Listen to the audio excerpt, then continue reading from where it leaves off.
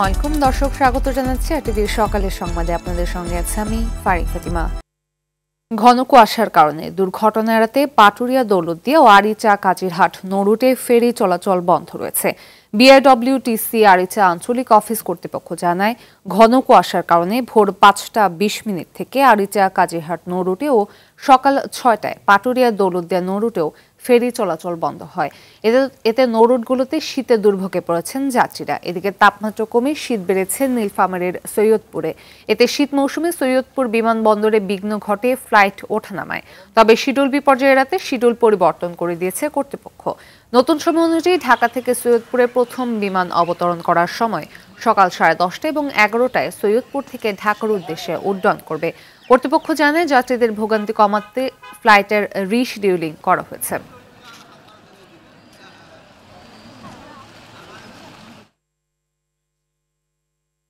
টানা কয়েকদিনের মৃদু শৈত্যপ্রবাহে পঞ্চগড়ে বেড়েছে ঠান্ডাজনিত রোগীর সংখ্যা। আক্রান্ত ব্যক্তিদের মধ্যে অধিকাংশই শিশু। জ্বর, সর্দি, কাশি, ডায়রিয়া, নিউমোনিয়া সহ বিভিন্ন রোগে আক্রান্ত হয়ে রোগীরা হাসপাতালে ভর্তি হচ্ছে। শয্যা সংকটে চরম ভোগান্তিতে পড়ছে তারা। অন্যদিকে সেবা দিতে হিমশিম খাচ্ছে চিকিৎসক ও নার্সরা। পঞ্চগড় থেকে মোহাম্মদ হারুন রশিদের তথ্যচিত্রে বিস্তারিত জানাচ্ছেন সৈয়দ মাহমুদ। শীতে শিশুদের নিয়ে দুশ্চিন্তার শেষ নেই বাবা মায়ের। জ্বর, সর্দি, কাশি সহ নানা রোগে আক্রান্ত হচ্ছে তারা। হাসপাতালে গিয়ে শয্যা সংকটের কারণে তীব্র শীতের মধ্যেও তাদের আশ্রয় মিলছে মেঝেতে।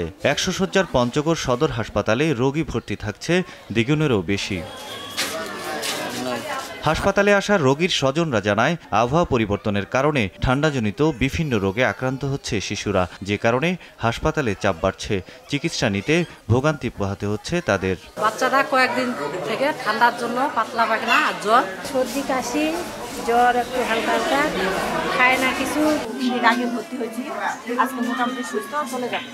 হাসপাতালের চিকিৎসক জানান, রোগীর চাপে শয্যা সংকট সৃষ্টি হলেও তাদের আন্তরিকতার ঘাটতি নেই। এছাড়া শিশুদের ঠান্ডাজনিত রোগের হাত থেকে বাঁচাতে অভিভাবকদের বেশ কিছু পরামর্শ দেন এই চিকিৎসক।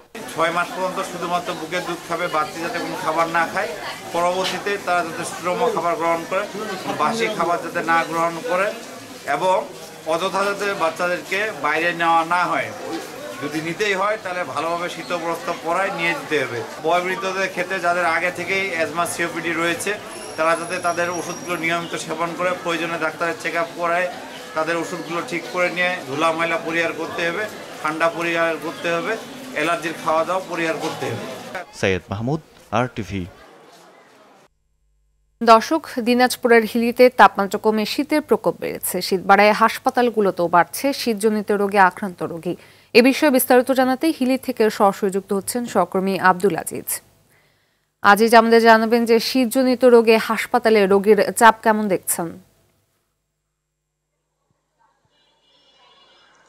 জি ফাতিমা, আপনি যেমনটি বলছিলেন, আমি এখন দাঁড়িয়ে আছি হিলি স্থলবন্দরের যে হাসপাতাল রয়েছে এখানে। এটি একটি 50 শয্যা বিশিষ্ট একটি হাসপাতাল। এখানে আমি খোঁজ নিয়ে দেখলাম যে রোগীর সংখ্যা কিন্তু অনেকটাই বৃদ্ধি পেয়েছে। বিশেষ করে আউটডোরে কিন্তু প্রতিদিন 300 থেকে 350 জন রোগী, শীতজনিত রোগী, তারা কিন্তু চিকিৎসা নিচ্ছে। এছাড়া কিন্তু যে এখানে যে ভর্তির বিষয়টি, সেটি কিন্তু প্রতিদিন প্রায় 30 থেকে 40, কোনো দিন 50টি রোগীও কিন্তু ভর্তি হচ্ছে শীতজনিত রোগী। বিশেষ করে আপনার জানিয়ে রাখি যে বিশেষ করে শিশু এবং বয়স্করা কিন্তু এই শীতজনিত রোগে আক্রান্ত হচ্ছে, এবং হাসপাতালে যারা চিকিৎসক রয়েছে তারা কিন্তু নিয়মিত চিকিৎসা দিয়ে যাচ্ছে এবং গরম কাপড় পরার জন্য কিন্তু বারবার করে বলছে। এবং সেই সঙ্গে যেহেতু আপনাকে জানিয়ে রাখি, দিনাজপুর জেলাতে গত কয়েকদিন থেকে কিন্তু 11 থেকে 12 ডিগ্রি ঘরে কিন্তু তাপমাত্রা উঠানামা করছে। আজকেও কিন্তু দেখেছিলাম সকাল 6টায় 12.5 ডিগ্রি সেলসিয়াস তাপমাত্রা নির্ধারণ করেছে আবহাওয়া অফিস। সেই সঙ্গে কিন্তু বাতাসে গড় শতাংশ ছিল 91% এবং গতিবেগ ছিল ঘন্টায় 1 কিলোমিটার। তবে সবকিছু মিলে বলা চলে যে হাসপাতালে কিন্তু দিন দিন রোগীর সংখ্যা বৃদ্ধি পাচ্ছে। আমি কিছুক্ষণ আগে খোঁজ নিয়ে দেখলাম এখানে কিন্তু বিশেষ করে বয়স্ক রোগী, সেগুলো বয়স্ক রোগী কিন্তু ইতিমধ্যে মানে চিকিৎসা নিচ্ছে। এছাড়াও কিন্তু আউটডোরগুলিতে কিন্তু তারা পর্যাপ্ত চিকিৎসা দিয়ে যাচ্ছে, এবং যেসব রোগীদের এখান থেকে চিকিৎসা দিতে তারা ব্যাহত হচ্ছে তাদেরকে কিন্তু তারা বিশেষ করে অন্যত্র কিন্তু প্রেরণ করছে, এমনটি কিন্তু তারা ডাক্তার, কর্মরত চিকিৎসকরা জানিয়েছে। তবে এখন পর্যন্ত বলা চলে এখানে কিন্তু একজন ডেঙ্গু রোগীও কিন্তু আক্রান্ত হয়েছে, এবং শীতের মৌসুমে কিন্তু এই ডেঙ্গু রোগী, এটি কিন্তু আসলে হতাশার কিন্তু কারণ হয়ে দাঁড়িয়েছে। তবে এখন পর্যন্ত বলা চলে শীতজনিত রোগীর সংখ্যা দিন দিন বৃদ্ধি পাচ্ছে, এবং এটি হয়তোবা শীত যদি না কমে সেক্ষেত্রে আরও রোগীর সংখ্যা চাপ বাড়বে এবং চাপ বৃদ্ধি পাওয়ার পাশাপাশি যে হাসপাতালে যে ডাক্তারের সংখ্যা সেটি কিন্তু খুব কম রয়েছে এবং এইসব ডাক্তাররা কিন্তু তারা চিকিৎসা দিয়ে যাচ্ছে। তবে এখন পর্যন্ত বলা চলে মানুষ অনেকটাই ভোগান্তির মধ্যে রয়েছে। ফাতিমা, এই ছিল আমার কাছে দিনাজপুরে হিলি থেকে শীতের ব্যবস্থা নিয়ে সর্বশেষ পরিস্থিতি। ধন্যবাদ। রাজধানীর গ্রিন লাইফ হাসপাতালে ভুল চিকিৎসায় রোগীর মৃত্যুর অভিযোগ উঠেছে। ঘটনায় শনিবার মধ্যরাতে হাসপাতালে বিক্ষোভ করেছেন নিহতের স্বজনরা। তারা বলছেন, ওপেন হার্ট সার্জারির জন্য 55 বছর বয়সী মোশাররফ হোসেনকে হাসপাতালটিতে ভর্তি করা হয়। প্রথমে অপারেশন সাকসেসফুল বলা হলেও কিছুক্ষণ পর রোগীকে মৃত বলে ঘোষণা করা হয়। পরে মৃত্যুর বিষয়টি ধামাচাপা দিতে চাকরি ও অর্থের প্রলোভন দেখায় হাসপাতাল কর্তৃপক্ষ। বাবার এমন মৃত্যুর ঘটনাকে ডাক্তারের ভুল চিকিৎসা বলে দাবি করছেন নিহতের সন্তানরা। এই ঘটনায় অভিযুক্ত ডাক্তারের বিরুদ্ধে তদন্ত করার কথা জানিয়েছেন হাসপাতাল কর্তৃপক্ষ। পুলিশ বলছেন, থানায় অভিযোগ দায়ের করা হলে ব্যবস্থা গ্রহণ করা হবে। ওনার অলরেডি আমার আব্বার বুক এখান থেকে পর্যন্ত কাটার পরে পায়ের থেকে যে 2টা রগ নেয় না কি নেয় ওইটা ওনার অলরেডি কাইটা নিয়ে নিছে। তখন পর্যন্ত বড় স্যার আসে নাই। তারা অপারেশন জানাইছে সাকসেসফুল, তার 15 থেকে 20 মিনিট পরে যায় বলতেছে আমার বাবার পালস কিছুই প্রেশার কিছু উঠতেছে না, আপনার বাবার অবস্থা খারাপ। ভুল চিকিৎসার কারণে আমার বাবা আজকে দুনিয়া থেকে ত্যাগ হইল। এখন এই দায়বহর এই গ্রিন লাইফ হাসপাতালের কর্তৃপক্ষকে আমি দিচ্ছি। বাজারে চালের দাম বৃদ্ধিতে টালমাটাল অবস্থা ভোক্তাদের। দেশের বড় চালের মিল এলাকা নওগাঁর মিলে দাম বেড়েছে সব ধরনের চালের। প্রকারভেদে 10 টাকা পর্যন্ত বেড়েছে কেজিতে। মিলাররা আমন ধানের উৎপাদন কম হওয়ার অজুহাত দিলেও তারাই বলছেন বাজার মনিটরিং এর কথা। আর ভোক্তারা বলছেন সপ্তাহে সপ্তাহে নানান অজুহাতে চালের দাম বেড়েই চলেছে। শুধু চাল নয়, নিত্য প্রয়োজনীয় সকল পণ্যের দাম বৃদ্ধিতে বিপাকে পড়েছেন স্বল্প আয়ের মানুষেরা।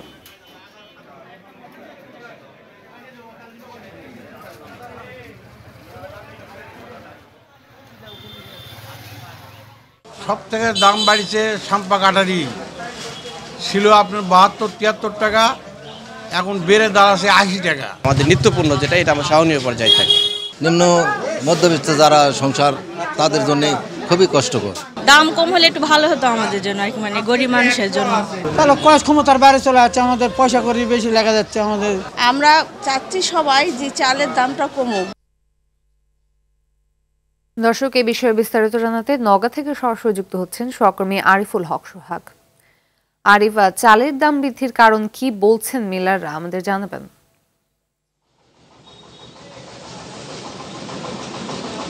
ধন্যবাদ ফাতিমা। আমি এখন আছি নওগাঁ পৌর খুচরা ও পাইকারি চাল বাজারে।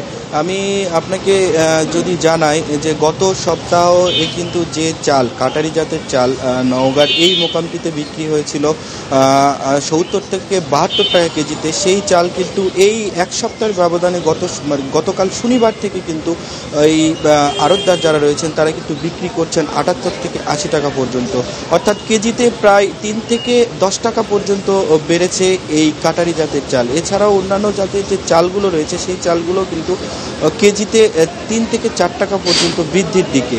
এর ফলে কিন্তু সাধারণ যারা ভোক্তা রয়েছেন তারা কিন্তু আসলে বিপাকের মধ্যে রয়েছেন। তারা বলেছেন আসলে চালের যে ঊর্ধ্বগতি, এই ঊর্ধ্বগতির পেছনে যে অবৈধ সিন্ডিকেটগুলো রয়েছে এই সিন্ডিকেটগুলো যদি ধ্বংস করা যায় বা সরকার যদি এই সিন্ডিকেট বন্ধের জন্য কোনো পদক্ষেপ নেয় তাহলে হয়তোবা চালের দাম আরও কমে আসতে পারে অথবা সহনীয় পর্যায়ের মধ্যে থাকতে পারে। আমি মিল মালিকদের সঙ্গে কথা বলেছি, মিল মালিকরা জানিয়েছেন আমন ধান তেমন উৎপাদন না হওয়ার কারণে বাজারে আসলে আমন ধানের যে দাম সেটি কিন্তু ঊর্ধ্বমুখী। যে ধান 13 থেকে 1400 টাকা মন বস্তা বিক্রি করত গত বছর, সেই ধান এই বছর কিন্তু তারা 1700 থেকে 1800 টাকা মন বিক্রি করছেন। এমন কিছু অজুহাত দিয়ে মিল মালিকরা আসলে বলছেন যে বাজারে চালের দাম ঊর্ধ্বগতি এবং সামনের দিনে যদি এই ধানের দাম নিম্নমুখী না করা যায় তাহলে কিন্তু চালের দাম আরও বাড়তে পারে বলে তারা কিন্তু আশঙ্কা করছেন। তো ফাতেমা, নওগাঁ থেকে চাল নিয়ে আমার কাছে এই ছিল সর্বশেষ।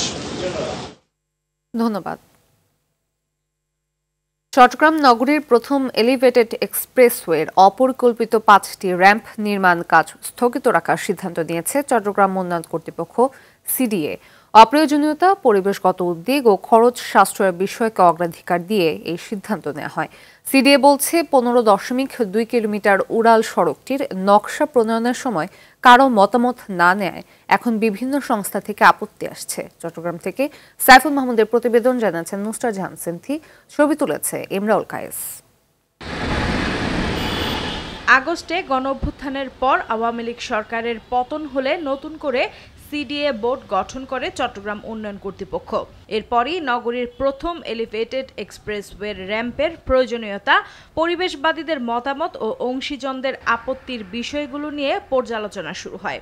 প্রাধান্য দেয়া হয় ব্যয় সংকোচনের বিষয়েও।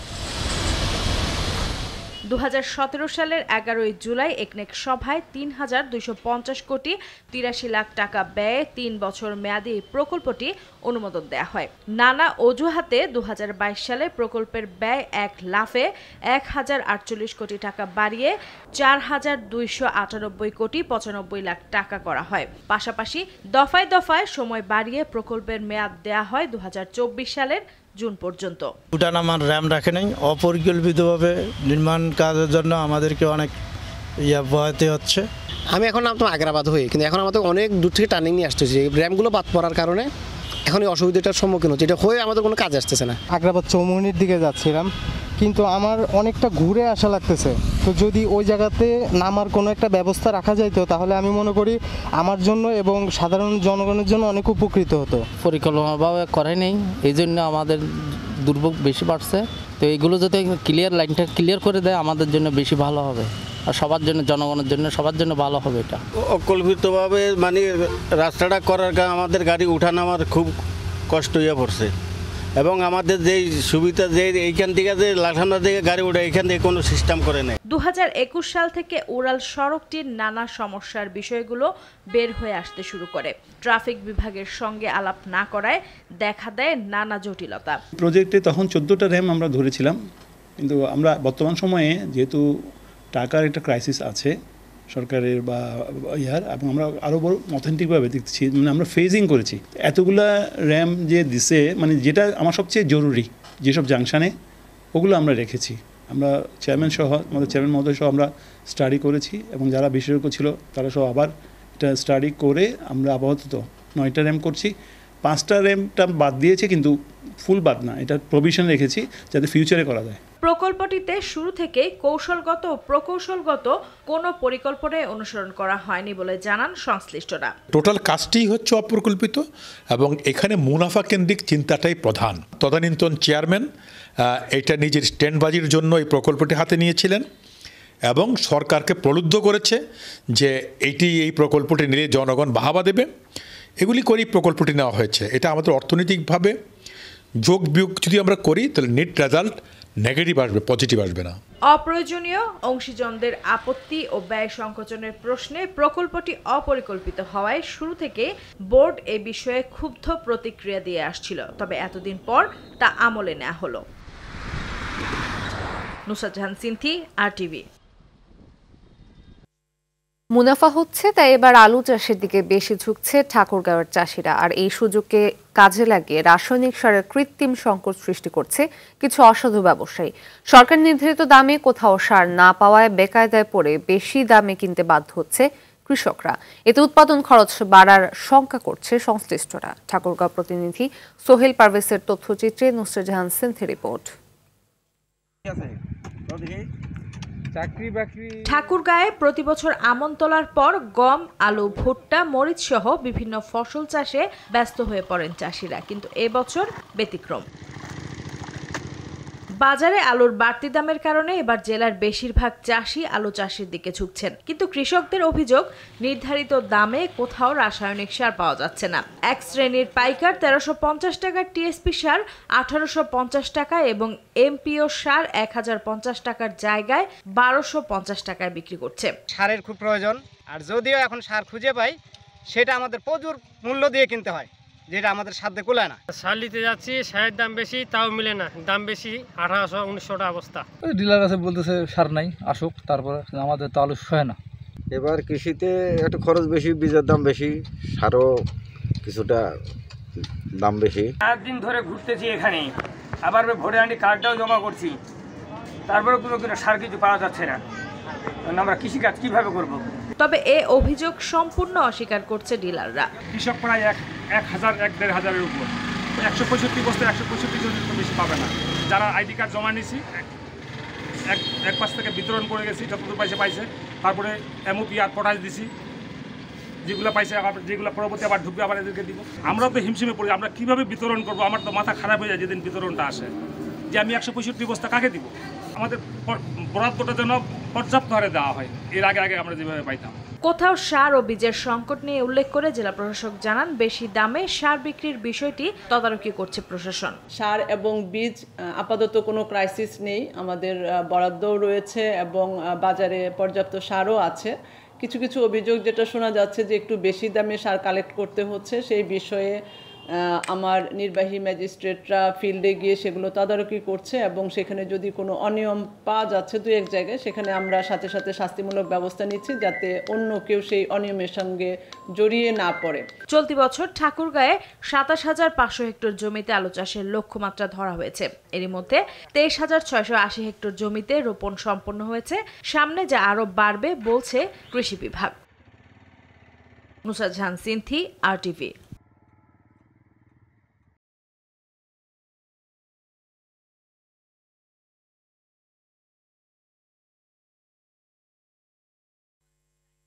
পুরুষ ফুটবলে ধারাবাহিক ব্যর্থতার বিপরীতে নারী ফুটবলে ব্যাক টু ব্যাক সাফ জয়ের দারুণ কৃতিত্ব ছিল দেশের ফুটবলে।